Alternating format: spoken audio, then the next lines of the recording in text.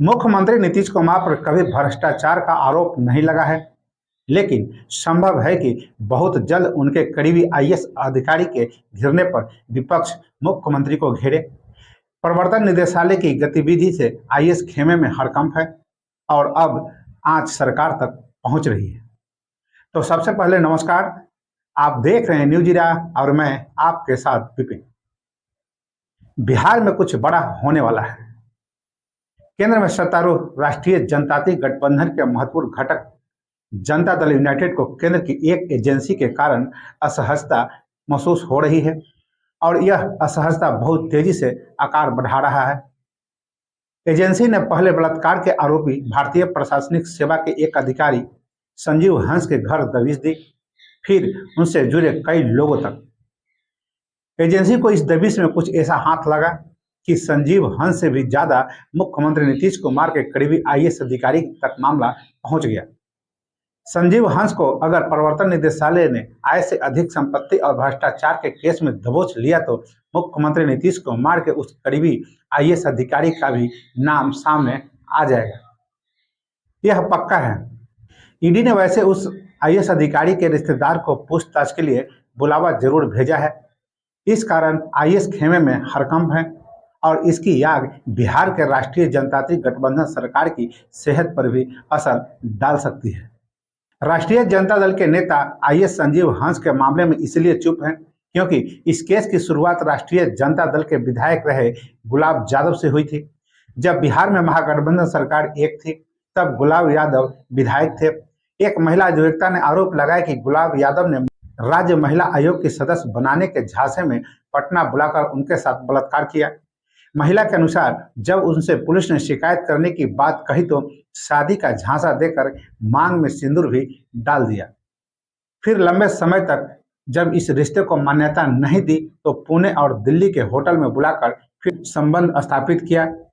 इस बार आईएएस संजीव हंस ने भी महिला से बलात्कार किया। यह केस काफी जद्दोजहद के बाद पटना में दर्ज हुआ और प्राथमिकी जांच में महिला अधिवक्ता के कई आरोप सही साबित हुए।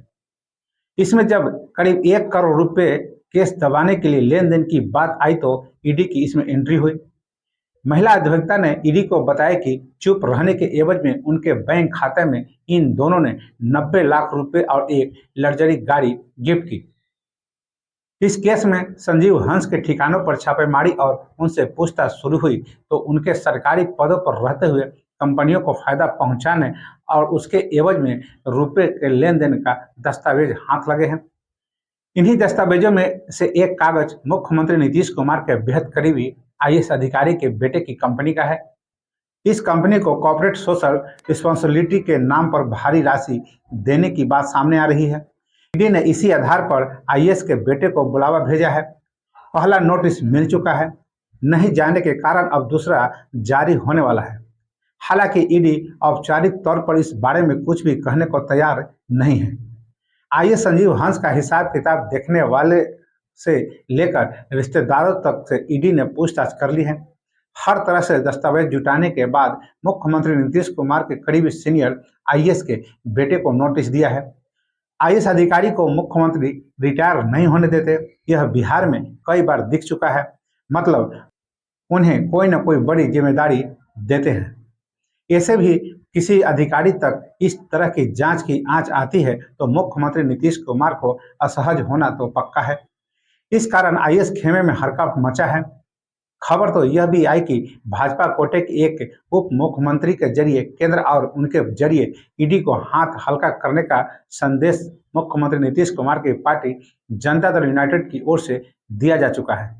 इस कथित संदेश के बावजूद कुछ संभलता नहीं दिख रहा है। अगर इस आईएएस अधिकारी के बेटे को ईडी बुलावे में कामयाब रहा तो मुख्यमंत्री नीतीश कुमार तक आंच आएगी। ऐसे में संभव है कि मुख्यमंत्री अपनी छवि को देखते हुए पहले ही आईएएस से खुद को दूर कर ले या फिर भाजपा पर दबाव बनाए, या इस आईएएस अधिकारी के बेटे को ईडी बुलाने में नाकामयाब रही तो संभव है कि वह इन तथ्यों को ही नकार दे। आईएएस संजीव हंस को भ्रष्टाचार और आय से अधिक संपत्ति हासिल करने के मामले में भी किसी तरह राहत मिल जाएगी।